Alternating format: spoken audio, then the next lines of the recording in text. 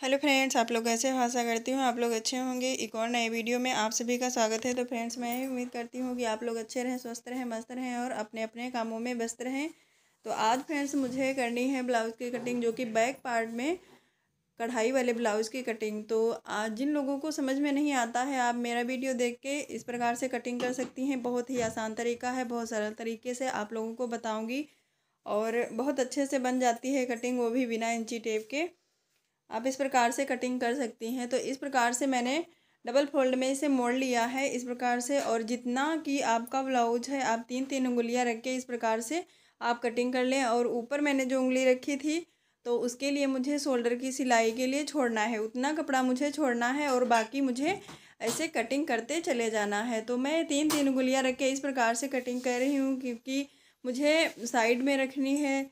जो मैंने साइड में रखा है वो मेरा सिलाई में जाएगा फिटिंग करके, और जो नीचे का है वो मेरा तुरपाई में आ जाएगा। तो सेम उसी प्रकार से मुझे साड़ी वाले ब्लाउज पे भी कटिंग करनी है। तो इसमें मेरा चौड़ाई में कपड़ा थोड़ा ज़्यादा था तो मैंने डबल फोल्ड में मोड़ लिया है। लेकिन जिनमें चौड़ाई में कपड़ा, जो लोग कटिंग करना चाहते हैं चौड़ाई में कपड़ा कम है, तो आगे वाले पार्ट वो अलग से निकाल सकती हैं, वैसे भी बन जाएगा। यदि मेरे पास कोई उस प्रकार का आ जाएगा तो मैं आप लोगों को ज़रूर दिखाऊंगी ब्लाउज कटिंग करके। और ऐसे मैंने इसमें पिन लगा लिया है, क्योंकि बहुत ज़्यादा ये कपड़ा सरक रहा है, इसीलिए मुझे इसमें पिन लगानी पड़ रही है, वरना सरकता नहीं तो मैं ऐसे ही कट कर लेती। और इस प्रकार से मैंने कटिंग कर लिया है। और एक्स्ट्रा जो मैंने 1 अंगुल का मैंने जो छोड़ा है नीचे, तो इतना मैं रख लेती हूँ, क्योंकि तुरपाई में बहुत आसान रहता है। यदि आपका अस्तर छोटा है तब भी आप 3 उंगलियां नीचे रख के जो साड़ी वाला कपड़ा है वैसे भी कटिंग कर सकती हैं। और मैंने इसको ऐसे मोड़ लिया है। फिर आपका जो सिली हुई ब्लाउज है आप ऐसे, आपको इस पे निशान लगाते चले जाना है ऐसे। और साइड जो फिटिंग वाली मुझे साइड में रखनी है नाप, तो मुझे सिलाई भर कर छोड़ना है।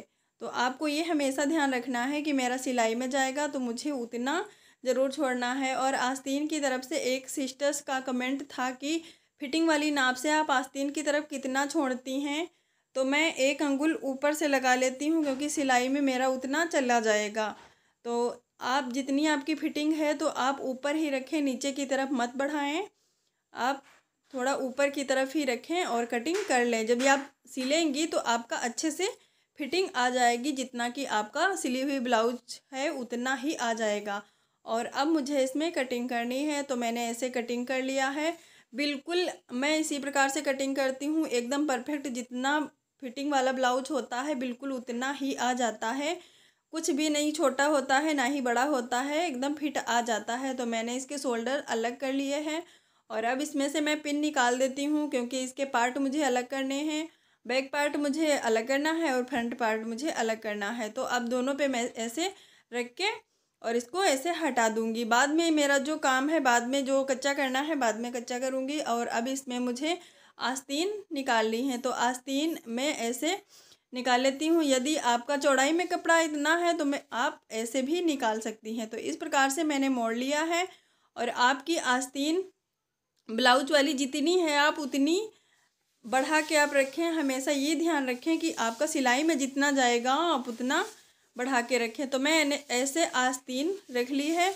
आगे का आपका जितना जाएगा सिलाई में आपको उतना छोड़ना है।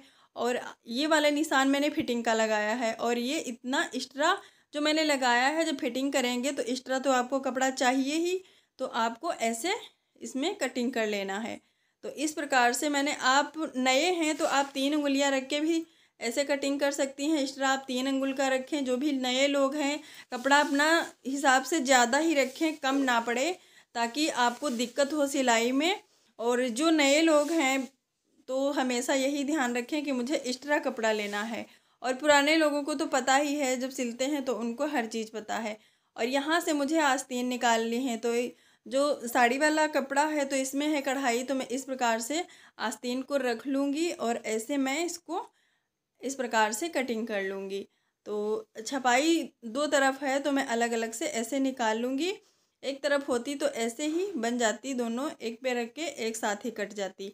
लेकिन मुझे अलग अलग निकालनी है तो ऐसे भी निकाल लूँगी। कोई भी दिक्कत नहीं है, कोई भी कठिनाई नहीं होती है, ऐसे भी आसानी से बन जाती हैं। तो ब्लाउज की कटिंग बहुत ही आसान है। मैं हमेशा बिना इंची टेप के ही कटिंग करती हूँ और अच्छे से बन जाती हैं। तो फाइनली मेरी दोनों आस्तीन की कटिंग हो गई है और अब मुझे इसमें जो बचे हुए कपड़े से मुझे इसमें निकालनी है पट्टियाँ। तो मैं 3 उंगलियां रख के पट्टियाँ निकाल ली हूँ। आप चाहे तो 3 की निकाल सकती हैं या फिर 4 की भी निकाल सकती हैं। तो मैं दोनों जैसे निकाल लेती हूँ। कभी कभी ज़्यादा कपड़ा होता है तो उसमें थोड़ा एक्स्ट्रा ही ले लेती हूँ, क्योंकि एक्स्ट्रा कपड़ा होता है तो थोड़ा आसान रहता है।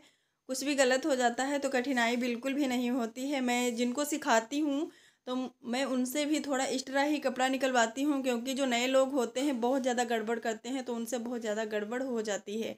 और पुराने लोगों को तो पता ही है कि कितना कैसा होना चाहिए, तो वो वैसे ही बन जाता है। और ये वाली पट्टियाँ जो हैं तो मैं इसको निकाल लूँगी, डोरी के लिए पट्टी हो जाएगी, क्योंकि इसमें कपड़ा थोड़ा ज़्यादा है। तो मैं कुछ और बाद में सोचूंगी तो डिज़ाइन भी बना दूँगी।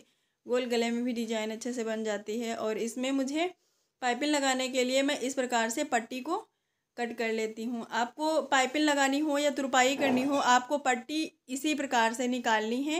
यदि तुरपाई करोगी तब भी अच्छे से बन जाएगा, यदि पाइपिंग लगाओगी तब भी अच्छे से इस प्रकार की पट्टियाँ बहुत अच्छे से बन जाती हैं।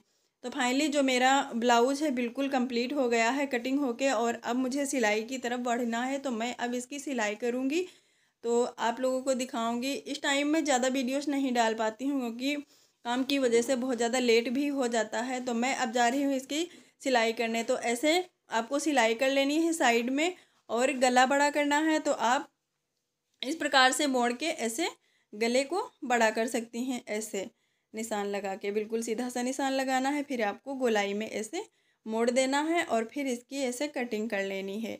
तो बहुत ही फ्रेंड्स आसान है। जो लोग नए हैं इस प्रकार से बैक पार्ट ब्लाउज जो कढ़ाई वाले होते हैं उनको भी ऐसे बना सकती हैं।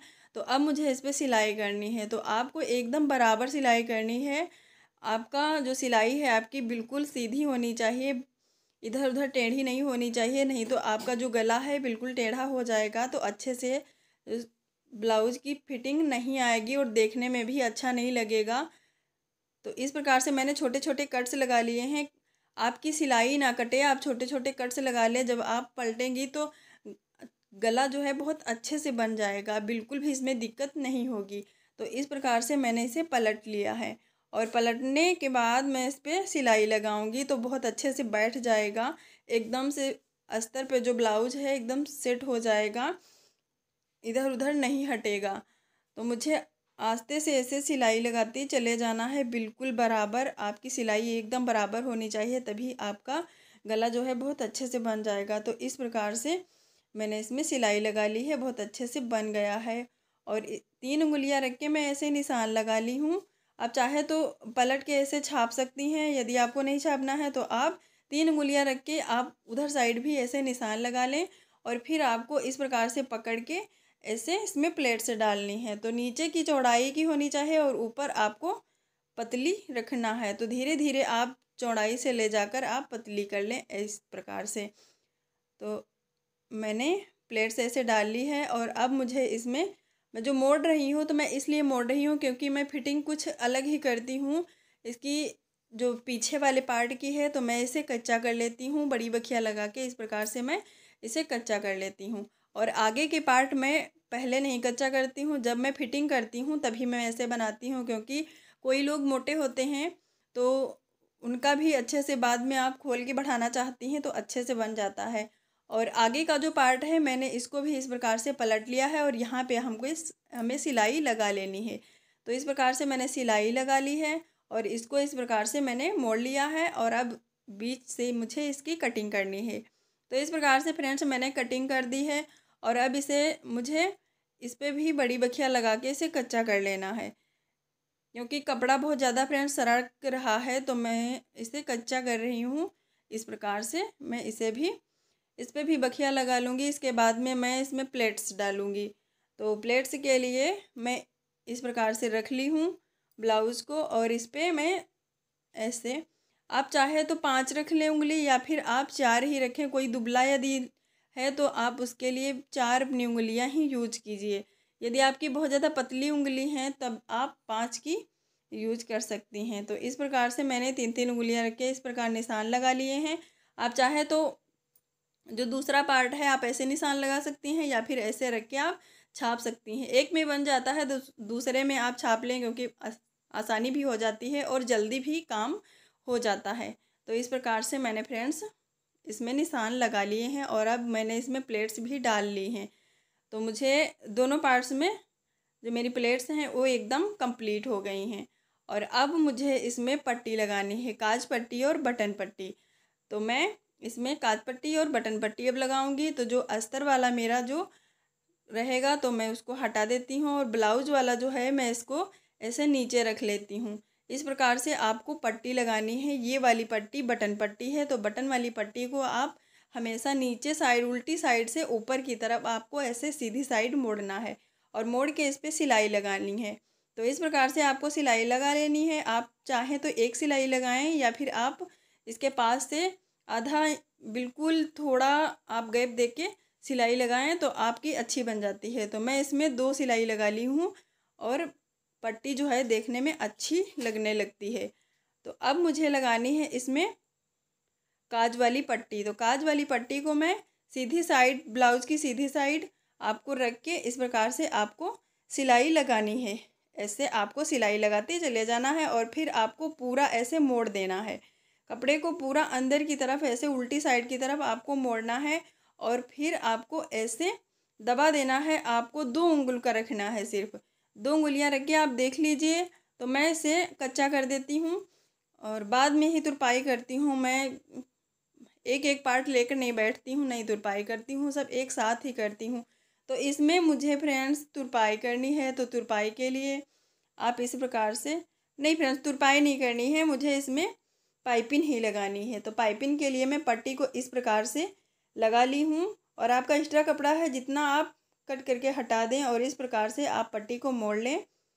ऐसे आपको सिलते चले जाना है। पाइपिंग बहुत अच्छे से बन जाती है। मैं सीधी साइड से हमेशा लगाती हूँ और किसी किसी का रहता है कि उल्टी साइड की तरफ से और सीधी साइड की तरफ लगाते हैं। तो मैं हमेशा सीधी साइड से उल्टी साइड ही लगाती हूँ इस प्रकार से। तो एक साइड मेरी बन गई है और दूसरी साइड में मैं भी इस प्रकार से लगाती चली जाऊँगी। तो फाइनली मेरा जो आगे का पार्ट है वो एकदम कंप्लीट हो गया है। अब मुझे इसमें आस्तीन बनानी है। तो आस्तीन पे हमें इस प्रकार से ऐसे रख के और ऐसे मुझे सिलाई लगा लेनी है। बराबर से आपको सिलाई ऐसे लगाते चले जाना है और फिर आपको सेम उसी प्रकार से आपको पलटना है। जितने भी अस्तर वाले ब्लाउज हैं आपको ऐसे ही बनाना है, बहुत अच्छे से बन जाते हैं। और इसको मैं इस प्रकार से पलट लेती हूँ और पलटने के बाद में इस पर फिर से एक सिलाई लगा देती हूँ। जिसमें गैप है तो आप चाहे इसमें लेस भी लगा सकती हैं अलग से लेकर, और इस प्रकार से एक दूसरे पे आस्तीन रख के और जितना भी आपका एक्स्ट्रा कपड़ा है आप ऐसे मोड़ दें। यदि आपको आस्तीन बड़ी लगती है तो आप कट करके ऐसे हटा भी सकती हैं, अच्छे से बन जाती है। अब एकदम फिटिंग की हो गई हैं, मुझे सिर्फ इसे लगाना ही रह गया है। तो अब जो पीछे वाला पार्ट है, आगे पीछे के पार्ट मैंने दोनों ले लिए हैं। नीचे का पार्ट मेरा सीधी साइड का होना चाहिए और ऊपर वाले जो पार्ट हैं ये उल्टी साइड हमें रखना है। फिर इसको मुझे शोल्डर अटैच करने हैं। तो इस प्रकार से मैंने रख लिया है और शोल्डर भी मेरे अटैच हो गए हैं। इस प्रकार से मैंने इसे बना लिया है। अब मुझे इसमें आस्तीन लगानी है। तो आस्तीन हमेशा मैं बीच वाली जो शोल्डर वाली सिलाई है हमेशा मैं इसी प्रकार से लगाती हूँ।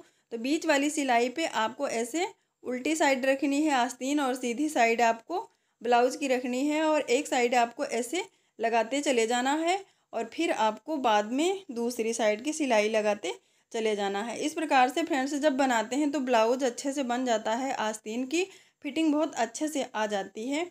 तो अब दूसरी साइड भी मुझे इस प्रकार से लगाना है। तो मैं इस प्रकार से सिलाई लगाते चली जाऊंगी। आपकी सिलाई आस्तीन की बिल्कुल बराबर होनी चाहिए और फिटिंग करने में बहुत आसानी हो जाती है। जब आपकी सिलाई बराबर होगी तो फिटिंग करने में ज़रा सी भी दिक्कत नहीं होगी, अच्छे से बन जाते हैं।